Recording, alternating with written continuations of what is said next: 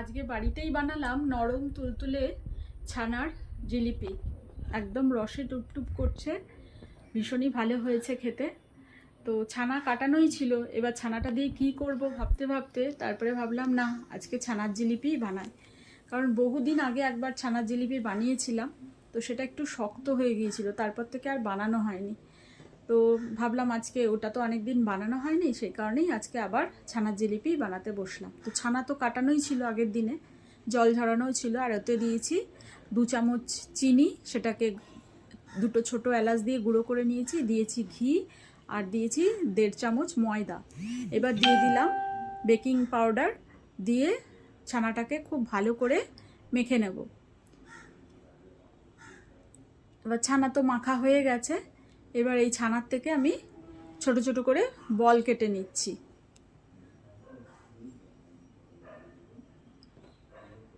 তো আমি এই ছানাটা থেকে মোট 6টা বল কেটেছি, যদিও এটা একটু বড় বড়ই হয়ে গেছে, আর একটু ছোট করা যেত।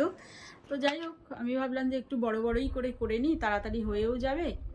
তো সেই কারণে একটু বড় বড় করে নিয়েছি।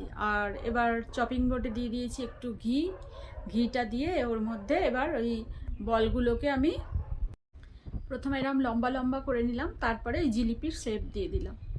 তো যাই হোক, আমরা তো প্রফেশনাল নই, তো সেই কারণে অতটা হয়তো ভালো হচ্ছে না শেপটা। যাই হোক, বানিয়ে নিচ্ছি আর কি। তো এইভাবে প্রত্যেক কটাকেই বানিয়ে নিলাম।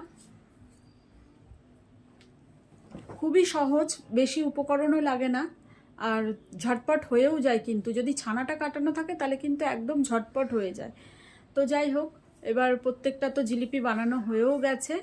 এবার চিনি দিয়ে দিলাম, 1 বাটি চিনি দিয়ে দিয়েছি, আর দিয়েছি 1.5 বাটি জল দিয়ে এই চিনির শিরাটাকে আমি ওই মিনিট 5 মতন ফুটিয়ে নিয়েছি।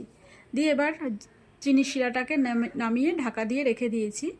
আর এদিকে ফ্রাই প্যানে দিয়ে দিয়েছি সাদা তেল, আর একে একে এই জিলিপিগুলোকে আমি ছেড়ে দিচ্ছি তেলের মধ্যে।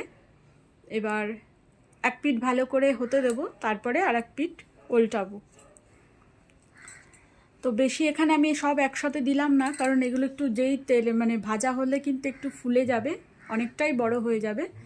তো সেই কারণে আমি অল্প অল্প করেই ছাড়ছি, দুবারে আমি ভেজে নিচ্ছি আর কি। তো এক পিঠ হয়ে গেছে, এবার আর এক পিঠ উল্টে দিলাম। আর এই সময় আমি কিন্তু ফ্লেমটা মিডিয়ামেই রেখেছি, কারণ একদম হাই ফ্লেমে দিলে তাড়াতাড়ি করে লাল হয়ে যাবে, তো ভাজাটা ঠিকঠাক হবে না।